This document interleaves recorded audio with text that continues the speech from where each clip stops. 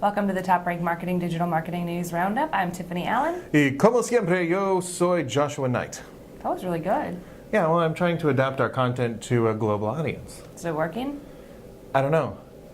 ¿Cómo estamos? Eh? No. Okay, well, I kind of used my degree for something. And that something actually was to introduce the first story of the week. Go on. In a very cool segue. The CMO Council just released a survey that they took of over 150 senior marketing executives. And it turns out that this adapting your marketing for a global market is kind of a huge challenge for people, something that people are still struggling with.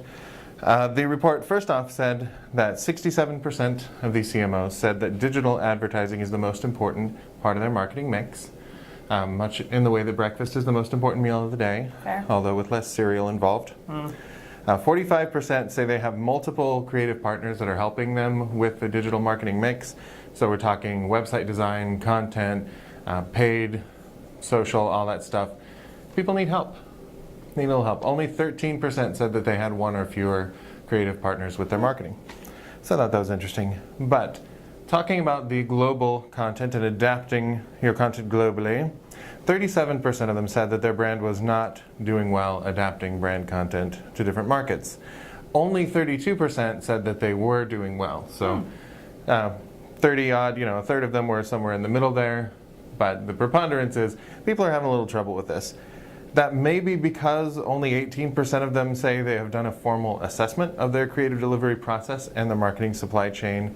But fortunately, 24% say that they have plans in the works to do one. I wonder if they had plans to do one before the survey was taken. But like, oh yeah, sure, we're doing that. Totally doing this. We're doing that tomorrow. It's so weird that you would have talked to me today because we're doing it tomorrow. Have it in your inbox later. But yeah, global marketing is happening.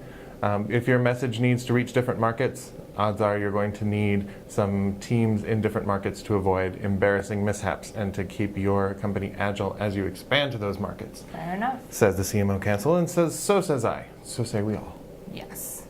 Well, Josh, I found it kind of hard to pay attention to that last bit. ¿Por qué? My attention span is dwindling. Oh, is it?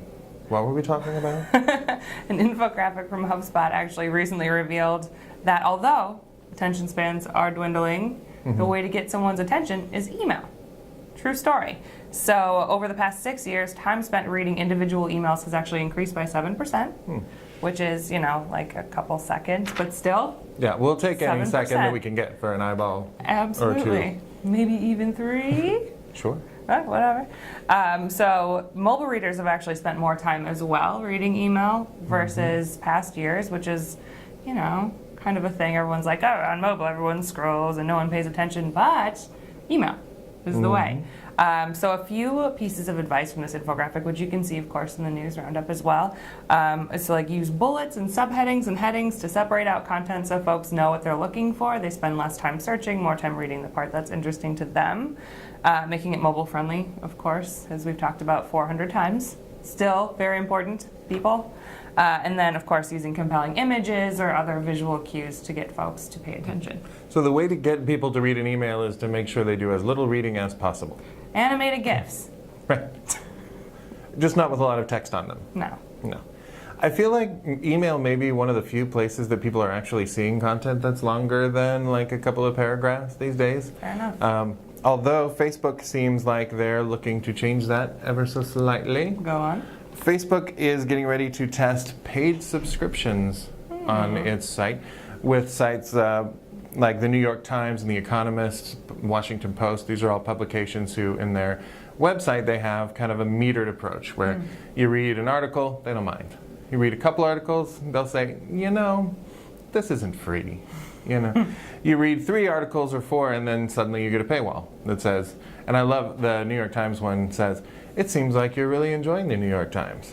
Perhaps you would like to pay for it. I'm paraphrasing there, but yeah. So that business model is working okay for them online, but on a site like Facebook, they're having trouble getting the revenue out of their content. So Facebook is trying to come up with a solution that will keep them happy.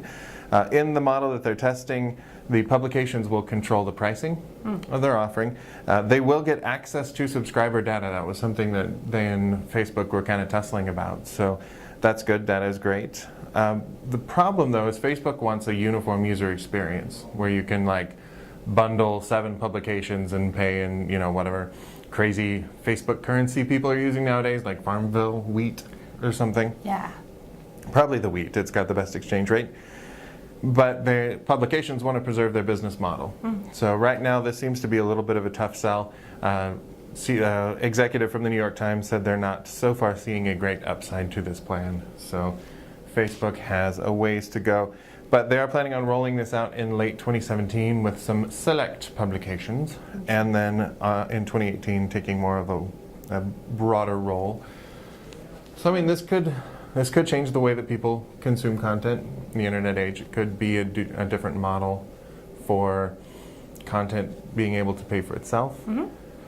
Personally, I'm more of a like native ad sponsored content kind of guy who like give me the BuzzFeed article that's 20 cool things to do with Cheetos that are genuinely cool and is sponsored by Cheetos. There you go. Or 20 awful things to do with Cheetos that's sponsored by Funyuns. Fair enough. Just feeding that rivalry is kind of great. But yeah, it'll be interesting to see where this goes. I agree. And actually, to your point about native advertising, a new report from Media Radar just released their consumer advertising report from 2016-2017 Q1. And the key findings found that native advertising is growing by a 74% increase in the number of placements in Q1 2017 over the previous year. So while native is growing and that kind of, content-y feel of an ad is more popular, we're actually seeing a 12% year-over-year decrease in spend on programmatic advertising, which I don't know that I saw coming necessarily.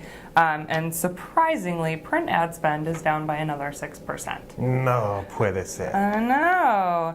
There's also more spend going toward high CPM ad placements, so high impression ad placements as well. So folks are looking for more of those online impressions. A lot of the way to do that, of course, is through sponsored native content as well. So there is definitely a market shift between what you're doing to pay to play.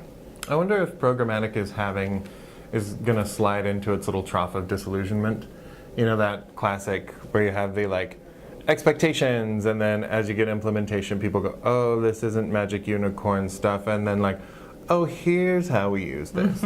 I think programmatic has been way up here, and now we're seeing like, oh, but my ad is next to a Nazi swastika as opposed to the good kind of swastika apparently.